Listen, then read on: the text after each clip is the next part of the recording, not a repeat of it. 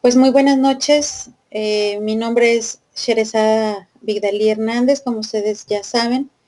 No voy a compartir mi cámara en esta ocasión porque el ancho de banda que tengo, la máquina suele botarme y no se continúa con la sesión, se pierde la conexión, entonces prefiero solamente compartir la pantalla.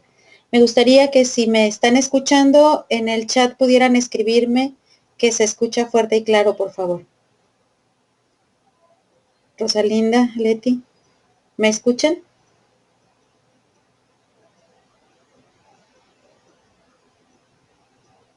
Muy bien, muchas gracias. Hola, ¿qué tal? Ah, bueno. Ok, entonces vamos a, vamos a continuar con el audio. De cualquier manera, pues yo estoy al pendiente del chat por si tienen alguna duda, puedan hacérmela llegar. A ver, ya me acomodé el micrófono para que no se corte.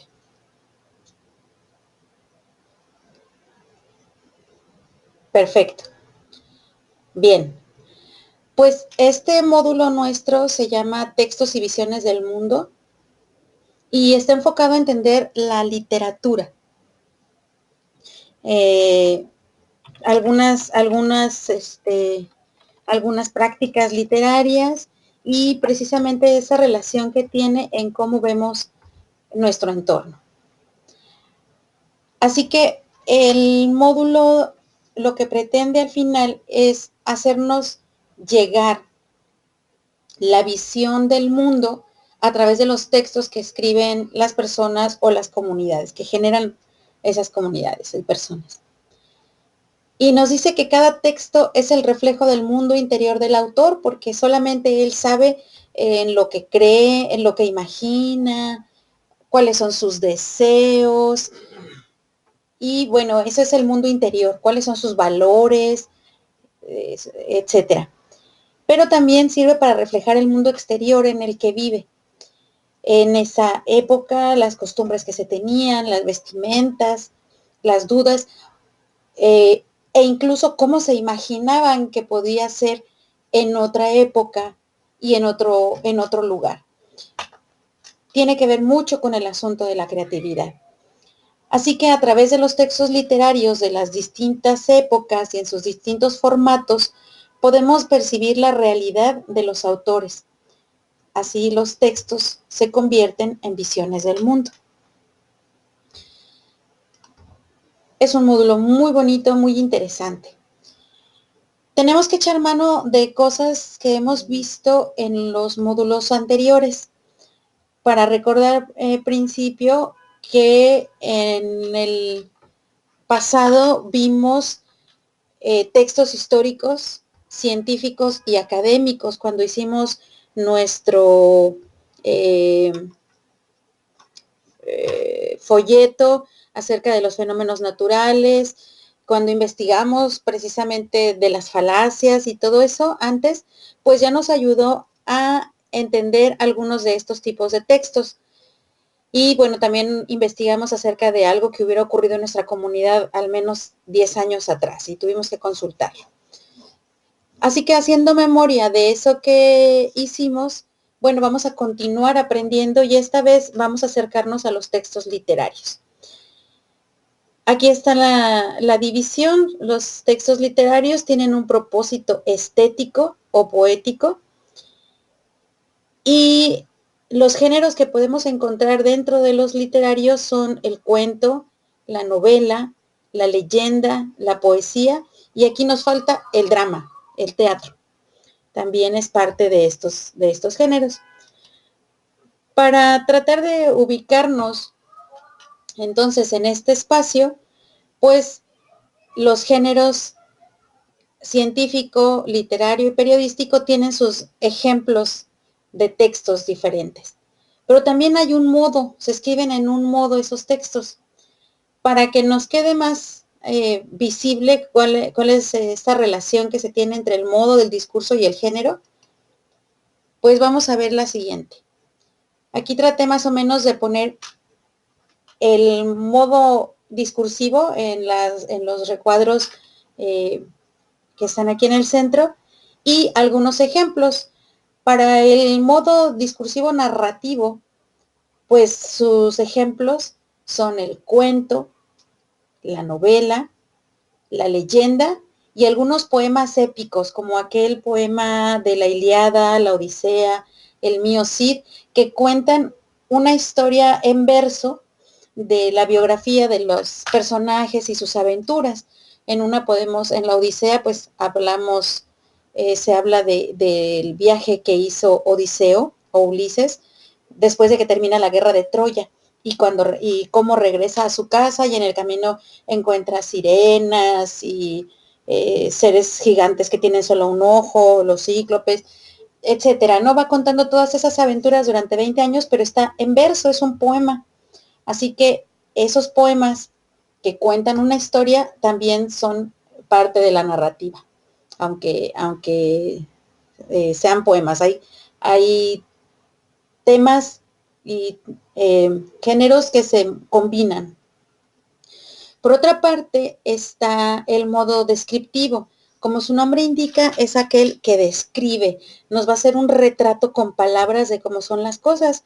Y bueno, pues los ejemplos que encontramos de un modo discursivo descriptivo son las monografías, estos textos en los que hablamos todo lo que podemos acerca de un solo tema, y los textos académicos y científicos, esos que estamos consultando y generando en prepa en línea. El modo argumentativo y el persuasivo están hechos para convencer, mostrar nuestra opinión. El argumentativo, sus ejemplos son el ensayo y el discurso. No cuentan una historia, sino que desarrollan en torno a un argumento, una idea. El expositivo, pues es precisamente este que yo estoy haciendo, esta diapositiva es expositiva. Pero también lo encontramos en el periodismo, en las noticias, en los reportajes. Ahorita este reportaje tan interesante y tan conflictivo que es el de los Panama Papers, pues es un reportaje que necesitó de varios periodistas alrededor del mundo para poder hacer esa investigación, y también los textos periodísticos de opinión serán expositivos. En cuanto a los textos prescriptivos, son aquellos que prescriben, que dan una orden. Por eso también las recetas médicas se llaman prescripción médica. Nos dice qué y cómo tenemos que hacer las cosas. Pues en estos ejemplos, ya les dije, están las recetas médicas, están los avisos de cómo nos tenemos que comportar, las leyes, nuestros códigos de conducta, por ejemplo, la etiqueta que seguimos en los foros, ser amables, respetuosos, eso es un texto prescriptivo. Y los persuasivos, pues en algunos ensayos que quieren hacernos cambiar de opinión, y sobre todo se utiliza en los comerciales, en la propaganda política, en la publicidad en general, que están tratando de hacernos cambiar de opinión para que consumamos algo. Si tienen cualquier duda, comentario, pregunta, anótenlo en el chat y yo lo leeré para poder enriquecer la presentación.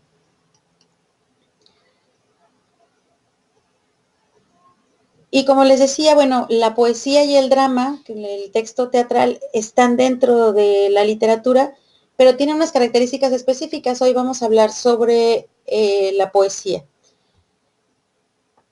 Pero vamos a ver más tardecito. Vamos a ver primero el asunto de La Llorona como texto literario. ¿Por qué nos interesa? Voy a abrir la pantalla para que la puedan ver mejor. La Llorona es un caso muy especial en la literatura de México y de la América Latina. No nada más es una tradición mexicana, aparece en prácticamente todos los lugares de América Latina y también está casi siempre relacionadas con el agua. Muchos de los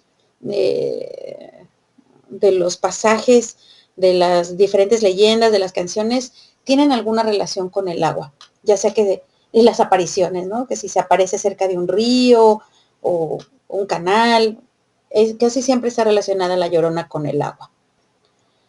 Los países que fueron conquistados por los españoles, es decir, pues prácticamente toda América, salvo Estados Unidos, Canadá y Brasil, el resto de los países casi fuimos todos conquistados por España. Entonces, hay muchas versiones de La Llorona a lo largo de América Latina. Se le conoce con ese nombre aquí en México, en Argentina, en Paraguay, en otros lugares. Se les conocen así igual como La Llorona. En Chile, le llaman la Pucuyén, Pucuyén. En Guatemala es una mujer de nombre María. Sin embargo, no es solamente esta tradición, es mucho más antigua. Aquí en México tenemos una versión prehispánica de la Cihuacóatl. Ahorita lo vamos a comentar. De hecho, alguno de nuestros compañeros ya lo comentó en el foro de clase. Y tiene que ver con los presagios. Si ustedes se acuerdan, cuando Moctezuma estaba gobernando, ocurrió la conquista, la llegada de los españoles. Él tuvo varios presagios, encontró, por ejemplo, un ave, una garza que tenía un espejo en la frente y en ese espejo se veían las cosas que iban a suceder. Ocurrieron varias cosas maravillosas, sorprendentes, que ellos fueron tomando como noticias de lo que estaba por suceder. Y de esa época había varias diosas femeninas, esta entre ellas Cihuacóatl, que era la encargada del parto, de cuidar a las mujeres en el parto. Entonces, hay una parte de leyenda de que pelea con otros dioses y etcétera. También hay otra versión de entre estas de Moctezuma, de entre los presagios de Moctezuma, en las que aparece una mujer llorando a las orillas de los lagos de la antigua Tenochtitlán por las noches y gritando muy triste por sus hijos. Nos puede hablar, esta parte también nos habla de esa idiosincrasia de la época, de la visión que se tenía del mundo, como que se iba a acabar. Era el miedo por lo que iba a ocurrir después. Y bueno, algunos historiadores nos dicen que precisamente este miedo y estos augurios hicieron más fáciles la conquista de México por los españoles. Hay otras versiones de La Llorona que tienen que ver con el engaño. Casi todas las que son de la época colonial hablan sobre esto mismo. Y no es raro. Pensemos cómo era la realidad de México en esos tiempos. Llega el conquistador, le entregan en propiedad a una serie de personas y de tierras y son de él, le pertenecen, puede hacer con ellos lo que quiera. En España se discute si los indios tienen o no tienen alma, porque si no tienen alma entonces son animales y no se les puede bautizar. Pero si son personas, tienen alma y entonces hay que bautizarlos y hay que tratarlos como seres humanos, como iguales, y no están dispuestos a eso. Además existe el dominio de la guerra. En muchas de las guerras que han ocurrido tan recientemente como en este mismo año, una de las formas que tienen los enemigos de acabar con ese pueblo que no desean es embarazando a las mujeres. Así que imagínense, la mujer indígena se convierte en la portadora del hijo del esclavista. Ella es propiedad de ese español. Y entonces todas las leyendas son así de tristes. Muchas de estas versiones hablan de cómo ella estaba realmente enamorado de ese noble caballero español que tenía dinero, que era blanco, muy guapo, que tenía caballo. No cualquier persona en la Nueva España podía tener caballos, solamente los españoles y sus descendientes directos. Así que los detalles que nos da la leyenda nos hablan precisamente de que él era de una condición social diferente. Ella no podía ir a la casa mayor, no era presentada con la familia y no estaba casada con él. En la mayoría de las versiones de las leyendas en América, no se puede casar con él. ¿Por qué? Pues porque no es de su clase social, es una indígena abusada, engañada, propiedad del conquistador, usada incluso para tener esos hijos que ya no van a ser indígenas, van a ser mestizos. Por eso hay tanto dolor en esta leyenda, aunque puede ser muy romántica y todo, y por eso hay tanto susto, porque es la dominación. Octavio Paz nos habla sobre ella en un ensayo maravilloso que se llama 100 años, perdón, sí, 100 años de soledad. Ay, ahorita me confundí, pero lo rectifico en un momento. Y en estas historias, pues de la colonia se ve el dominio del español sobre la mujer indígena. Son hijos ilegítimos, no pueden tener acceso a todas las riquezas y a todo el poder que tenía el español. También aparece en canciones y en distintas lenguas, porque como eso es una historia que pertenece, ya vemos, desde lo prehispánico que se combina con lo español, entonces surgen muchísimas versiones de esta historia y se canta. Y por lo mismo que procede de distintas lenguas, tiene distintas visiones del mundo, pues va a depender también de esa visión del mundo el carácter que se le dé a la canción. A veces van a ser de juego, van a ser pícaras, ¿no? De doble sentido, nos va a la mejor a mostrar la nostalgia, el dolor, la ausencia, el amor. Así que va a depender de qué contexto cultural, de qué época haya sido originado el texto para que encontremos todas estas características. Cada versión nos va a hablar de un momento distinto. Y pues está presente en varios idiomas, les digo, eso precisamente hace que se trate de visiones del mundo distintas. Aquí les copié estos versos de La visión de los vencidos. Es un libro muy interesante en el que se recogen las palabras de los indígenas después de la toma de Tenochtitlan. Ahí narran cómo vivieron ellos la destrucción de su ciudad, que era tan limpia, tan blanca, tan llena de canales, de agua, de abundancia.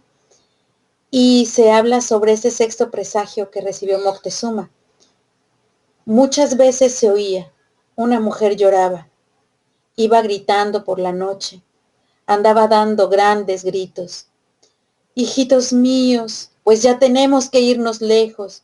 Y a veces decía, hijitos míos, ¿a dónde os llevaré? Es algo lleno de sufrimiento. Esa mujer que se convirtió en presagio no sabía qué hacer con sus hijos, a dónde los iba a llevar ahora. Y esta leyenda se mezcló con las otras tradiciones de los españoles. Para saber más, las invito a visitar este sitio, es un blog. De cualquier manera, el enlace se los puedo compartir cuando suba el video, ahí mismo en la descripción del video en YouTube. Vienen la letra de varias versiones de la canción, unas versiones muy extensas, y podemos ver a lo largo de esta recopilación que hizo el autor cómo va cambiando y qué cosas distintas refleja sobre la forma de ver la realidad. ¿Hasta aquí alguna duda, alguna pregunta, algún comentario? ¿Todo bien?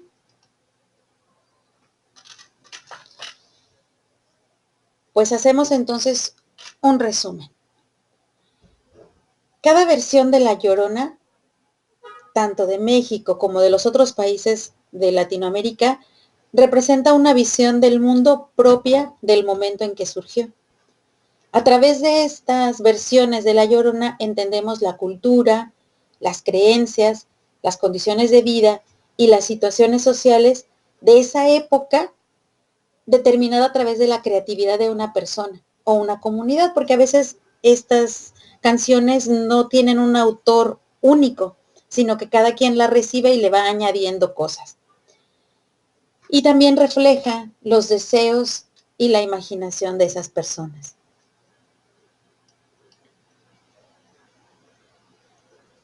Ahora sí, como les prometí al principio, pues vamos a hablar de la poesía. Muchas gracias. Vamos a continuar. Algunos investigadores dicen que la poesía junto con el baile son las formas más antiguas de arte. Y esto se debe a que para hacer poesía pues no necesitas más que tener voz y buena imaginación, y así lo puedes compartir. Y si quieres que alguien más lo repita en otro lado, pues basta con que use la memoria y se lo aprenda, y va y lo canta o lo dice en otro lugar el poema. No se necesita más. Después aprendimos a escribir, pero en principio la poesía es oral, ¿no? Y la música, el baile también, no necesitamos de instrumentos, con que sonemos las palmas y silbemos, podemos cantar, y ya con eso es suficiente, esa música del cuerpo es suficiente para poder bailar. Así que son de las artes primarias, la música, la poesía y la danza están relacionadas porque no necesitan otra cosa más que a los propios seres humanos. La poesía no ha sido siempre igual. A lo largo del tiempo ha ido cambiando. Hace rato les mencioné la poesía épica y la historia de la Odisea, las aventuras de Odiseo, de Ulises. En ese tiempo se escribía en unas figuras muy estrictas, en una medida de verso determinado, que si, no sé, de 14 sílabas, de 10 sílabas, de 8, y que la silva alejandrina, había que cuidar la medida de los versos, pero también las estrofas. ¿Cuántos versos voy a agrupar para que se llame de este modo? Dos cuartetos y 2 tercetos son un soneto. Y así y tal, y de otras medidas va a ser una lira. Había que ser muy cuidadosos de medir los acentos, el ritmo, que si la rima era consonante o era sonante, y toda la poesía era solamente así, versada, como ahora la mayoría de las canciones siguen siendo versadas y rimadas. Pero conforme ha pasado el tiempo se ha vuelto más libre el ejercicio de la poesía, llegando incluso a hacer poesía con dibujos. Y, por ejemplo, Apollinaire escribió, se hablaba de una taza, el poema lo iba escribiendo para dar la forma de la taza con su platito y el humo que salía. O que si estaba hablando de la lluvia, pues el poema se iba escribiendo de manera que pareciera una sombrilla y la lluvia, las mismas letras iban formando la lluvia, son los caligramas. La poesía es más libre, ya se puede hacer de muchísimas otras formas, ya no es necesaria la presencia forzada de rimas, de versos, de estrofas. Sin embargo, el lenguaje y los temas, hay algo que nos hace sentir esa musicalidad para reconocer que sigue siendo poesía. Los temas de los que puede tratar el poema son todos los que se le ocurran y le interesen al autor. Hay poesía política, hay poemas de amor, hay poemas que se dedican a la muerte, poemas que van en torno al miedo, de la alegría, poemas de guerra, poemas que cuentan la vida de alguien. De cualquier cosa que al autor se le antoje hablar, necesite hablar, lo va a hacer. Y eso de lo que habla es el objeto lírico. ¿De qué estamos hablando en el poema? Bueno, cuando respondas de qué o de quién se está hablando, ya encontraste el objeto lírico. Y pues todo el poema lo dice alguien, lo escribe alguien, a lo mejor es la banca del parque que está contando la historia de unos muchachos que iban a visitarlo y se amaban.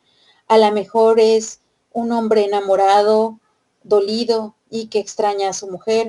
A lo mejor es un gato. Hay poemas en los que quien habla, quien hace la historia, quien presenta, quien es la voz de ese poema, es un gato. Si tú encuentras, descubres quién está hablando, no necesariamente es el autor. Eso es algo que quiero que les quede muy claro. Porque a lo mejor quien habla en el poema es un hombre joven y quien escribió el poema es una mujer de 50 años, pero ella está haciendo que en su poema hable un hombre joven. No tenemos que identificar como iguales al sujeto o al narrador con el autor. No son lo mismo.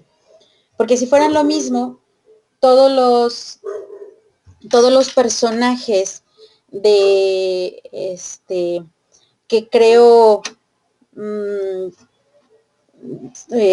Shakespeare, todos tendrían que ser hombres e ingleses. Y no, hay moros, hay mujeres, hay adolescentes como Romeo y Julieta que tenían 13, 15 años. El autor no es necesariamente la voz del poema, la voz del texto. Sí queda clara esa parte, es muy importante que hagamos la diferencia. Ustedes no me digan que siempre el sujeto es Octavio Paz o Juan Rulfo. No, porque no, la voz del poema no es quien lo escribe, es ese personaje que está haciendo uso de la palabra para expresar sus emociones. Puede ser alguien o algo muy diferente del autor. Traten de ubicar, de imaginarse cómo es el dueño de esa voz que habla en el poema y habrán encontrado al sujeto.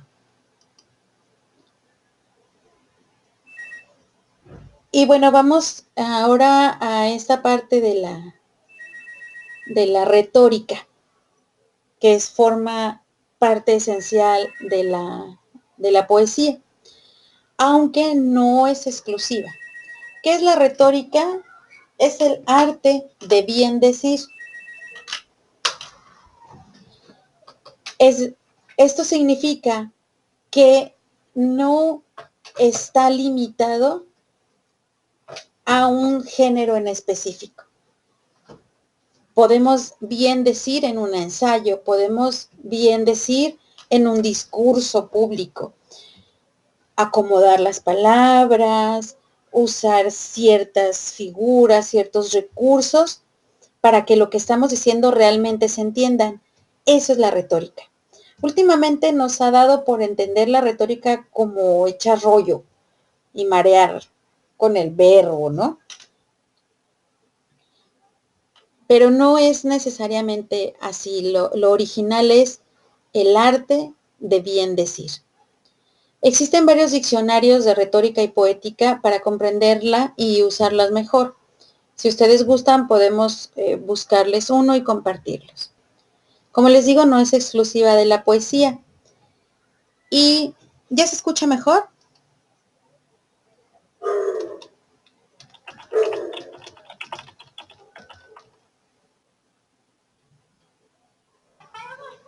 Así es, a nosotros nos han acostumbrado en la política a que este asunto de decir retórico es que, híjole, está nada más pero grullando, hablando y hablando, pero no es eso. Originalmente es saber hablar, saber decir bien las cosas. Así que vamos a estar viendo herramientas de retórica en varios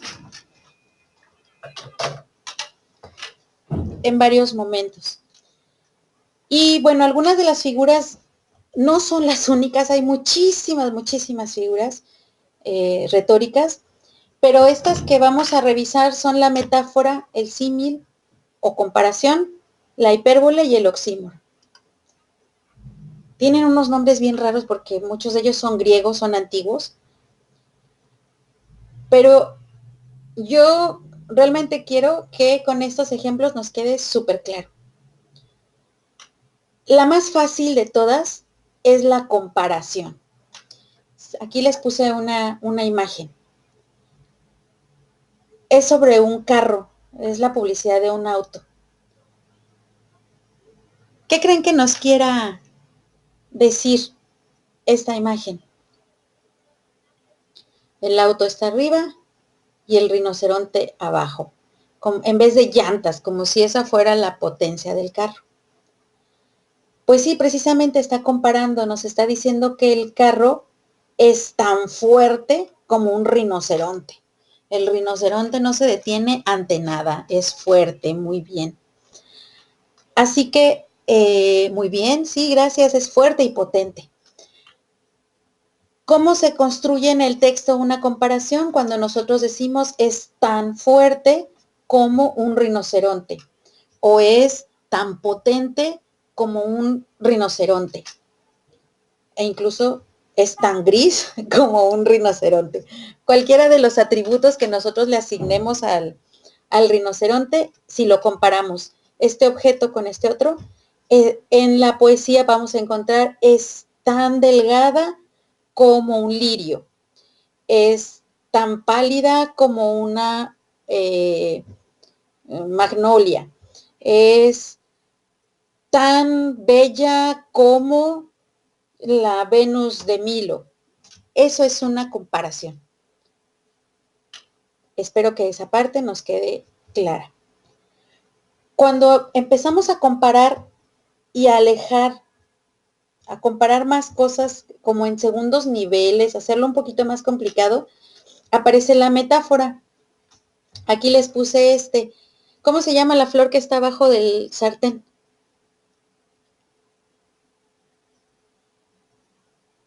Exacto, es un girasol. Entonces, fíjense cómo es la relación mental. El girasol es la flor del sol, el sol es caliente, el sol nos pudiera ayudar a cocinar, a generar calor. Lo que están anunciando ahí es aceite de girasol. Y lo que nos dice la imagen es que el aceite de girasol tiene tanta energía, es así lleno de luz y saludable como es el sol. Pero no nos pone al sol directamente, sino que nos pone una flor. Es así como es ir sustituyendo una cosa por otra. Primero a la flor sustituye al sol, que es calor, y la sustituye al fuego de la estufa, que también es calor. Hay una idea común que las une a todas y también está la idea de natural, de saludable. Esa es una metáfora, es una comparación más compleja, pero sin los conectores. Eres tus cabellos de oro. Pues nadie tiene cabellos de oro, imagínense lo que pesarían y ya la anduvieran asaltando en la calle si realmente fueran de oro. Si fuera una comparación, sería tan simple como decir, tus cabellos son como el oro o tan brillantes como el oro. Pero en el caso de la metáfora, quitamos lo de en medio y ya nada más decimos tus cabellos de oro. Aquí es la energía del sol, la naturaleza del sol en tu cocina. La metáfora sustituye ideas, las va conectando y las sustituye. Así que pues cuando hagan, cuando encuentren este asunto como el de los labios de perla, o qué no, dientes de perla, labios de rubí de las canciones, pues no hay ninguna mujer que tenga dientes de perla, todos redonditos, no podría ni masticar, ni los labios de rubí. ¿Quién le querría dar un beso con los labios fríos y cortantes que son las piedras, los rubíes?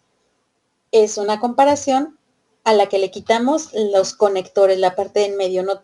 Ya no decimos tus labios rojos como rubíes, sino nada más tus labios de rubí. ¿Ok? Esa es la metáfora. Espero que con las imágenes nos quede más claro. La hipérbole. La hipérbole es una exageración. Aquí lo que están anunciando es el Slim Fast, que es un producto para hacernos adelgazar rápido. Eso quieren decir las dos palabras. Slim es delgado y fast es rápido. Pues con eso adelgazas tanto que la persona que se lo tomó, miren lo que le pasó. Se fue por la coladera de tan delgadita. Eso no pasa. Es una exageración. Entonces la hipérbole hace eso. Los niños pequeños hacen mucho uso de la hipérbole. Nos dicen a las que somos mamás que nos quieren de aquí a la luna 2 vueltas y de regreso. Uy, pues es una exageración. O no, es que era una cucarachototota y abren así los brazos en cruz y nos señalan así la cucarachotota. Pues nunca hemos visto una cucaracha de 1 metro. Están exagerando, es una hipérbole. Ah, no, bueno. A ver, en serio, ¿cómo era la cucaracha? Y ya le van bajando hasta que ya la ponen entre los deditos del tamaño que realmente es la cucaracha. Esa exageración es la hipérbole. Hay exageraciones poéticas. Sí, ¿verdad? Ahora, por último, el oxímoron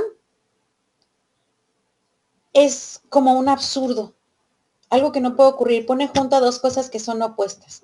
Aquí en la imagen les coloqué, de hecho hay un poema que dice hielo que quema. Y pues esta fue la imagen, ¿no? Es un hielo ardiente, un hielo ardiente. ¿Cómo va a ocurrir eso? Son opuestos. El hielo es completamente lo opuesto al fuego, pero los ponemos juntos. Es una figura retórica que desconcierta, que emociona mucho. En las canciones de moda es muy común encontrar oxímoron y nos dice, hay muchas canciones ¿cómo se llama este hombre de Guatemala? Ay, se me olvidó cómo se llama. El de la mujer de las 4 décadas. Ándale, sí, Arjona. Él usa mucho el oxímoron. Muchas figuras así de cosas que son absurdas, que son opuestos, pero las pone juntas. Con estas imágenes y con esa explicación, ¿creen que ya identifican ahora sí estas figuras retóricas, que ya quedó más claro? Les digo que no está tan difícil. Ay, qué bueno, me da mucho gusto.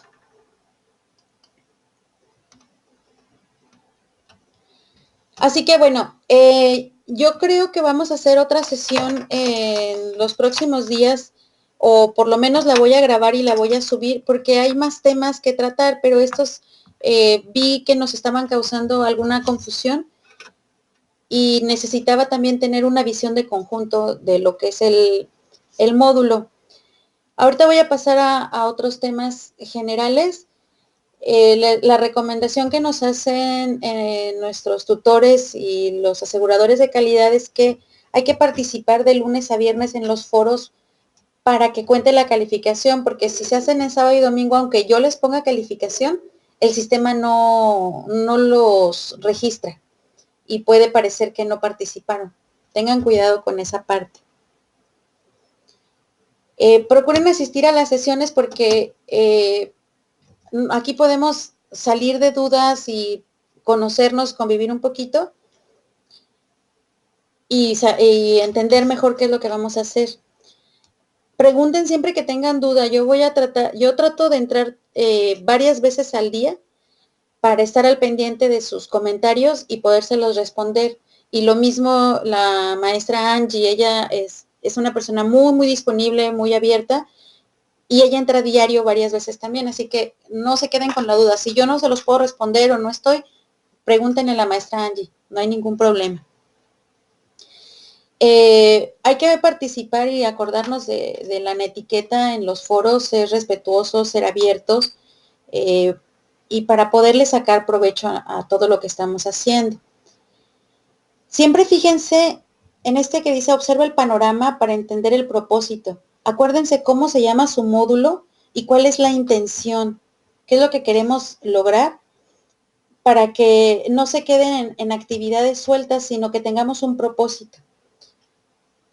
Y bueno, este otro aspecto que es súper importante, hemos tenido ya algunos problemas en prepa. Tengo el antecedente de ustedes por sus tutores previos que este salón no presenta ese problema tan fuerte, pero a veces cometemos plagio sin querer. Hay que entregar trabajos originales. Incluyan siempre las referencias de sus fuentes. Si consultan una revista, un periódico, un video de YouTube, una página web, háganlo, porque la política de prepa en línea es que tu plagio puede afectar tu calificación e incluso puede ser la causa de que te den de baja. Y no tiene caso. Realmente es muy, muy fácil la manera en que están diseñados los ejercicios para que ustedes expresen con sus propias palabras. Esfuércense. Y sirve que todos mejoramos, porque si ustedes me entregan un trabajo que fue copiado y pegado de otros lugares, en la parte que yo tengo que revisar su capacidad comunicativa, ¿a quién estoy calificando? A ustedes, ¿no? Porque ustedes no escribieron. Califico a quien hizo el trabajo y ese no necesita mi calificación porque no está cursando este módulo. Si se dan cuenta, no puedo calificar un texto que ustedes no hayan escrito. Para que esto sea mucho más fácil y ya que nos traen mareados todo el tiempo con que lo tenemos que hacer en presentar las citas y las referencias, les voy a dar una serie de herramientas. Aquí estos dos enlaces también los voy a poner en la descripción del video, ya que los subo a YouTube, no se preocupen, los van a poder acceder. Y estas dos son herramientas para crear tus fichas. Les voy a mostrar un ejemplo. Y bueno, vean cómo es de importante el asunto del plagio, que la ministra de Educación de Alemania tuvo que dejar su cargo, que era muy, muy importante en la Unión Europea, porque ella además estaba encargada dentro de Unión Europea de todo el tema de educación, y tuvo que dejar su puesto porque le detectaron plagio, porque en su tesis no dijo de dónde había tomado esa información. Perdió su título de doctorado, perdió su empleo, ya no puede dar clase porque ya perdió todo su prestigio. ¿De qué va a vivir? Y además, qué escándalo y qué, como decimos aquí en México, qué quemón público. Es una vergüenza. Aquí en México el año pasado también tuvimos el caso de 2 personas que perdieron su título de doctorado, su trabajo de toda la vida. Tristemente es algo que vemos con frecuencia. Ahorita también en el estado de Zacatecas se acaba de presentar un caso de plagio. Así que es algo delicado. Puede llegar a ser un delito también, porque estás dañando la propiedad intelectual de otra persona. Así que, bueno, es muy fácil hacer las referencias de dónde obtuve yo la información. Esa misma nota que les presenté de la ministra alemana de Educación, usando el generador de citas de buenastareas.com, ahí hay que elegir el estilo en que queremos hacer nuestra cita. Okay. Vamos a ver los datos. Lo primero que nos pide es el título del artículo. Aquí está. 1, aquí está el título. Renuncia ministra alemana, aquí lo copiamos. Luego nos pide el título del sitio web, normalmente es el que está acá arriba. DW Made for Minds, ahí está, DW Made for Minds. Luego el paso número 3 es la URL del sitio web, la dirección. Esta página tiene 2 opciones. Una es la que aparece acá arriba en la página de direcciones, copian toda esa dirección y la pegan. Pero también aquí dice enlace permanente y ya nos da un link más chiquito. Podemos copiar cualquiera de los dos porque los dos nos van a llevar a la misma nota. Yo copié este pequeño. Aquí está. Institución asociada con... pues ese es un canal de noticias alemán, Deutschland, no sé qué. Y bueno, DW Noticias. Si pertenece a una universidad, si pertenece a YouTube o de dónde pertenece, está asociada con qué persona, con qué empresa, ahí lo colocas. La fecha de publicación, acá arriba está 4. Aquí aparece que se publicó el 9 de febrero de 2013. Entonces aquí nada más dice febrero 2013. ¿Y qué fecha accesé? Yo entré hoy, esto lo hice hoy, abril de 2016. El nombre, en este caso, el autor es corporativo, lo hace la empresa, no hay una persona que firme ese artículo. Entonces, como es corporativo, le ponemos DW Noticias. Y elegimos la referencia. De preferencia pónganlo en el apellido para que salga completo. Acá abajo, más abajo de esta captura de pantalla que no les puse, está el botón que dice crear tu cita. Y ya cuando lo creaste, aparece así. La DW News, el año, el mes, el título, el lugar de donde se obtuvo, la fecha en que se consultó y la dirección de internet. Así ya está su cita. Igualita pueden hacer la de su libro, la de periódico, de video y de otras fuentes. En el otro generador de citas también pueden capturar otras fuentes. Esta es una manera fácil de hacer sus referencias completas, porque si ustedes nada más colocan el HTTP, no es suficiente ya para el nivel en el que están estudiando. Hay que hacer notar la diferencia que uno está estudiando. Y pues antes de despedirme, quiero saber cómo se sintieron, qué les parece, si creen que va a ser de utilidad. Las leo en el chat.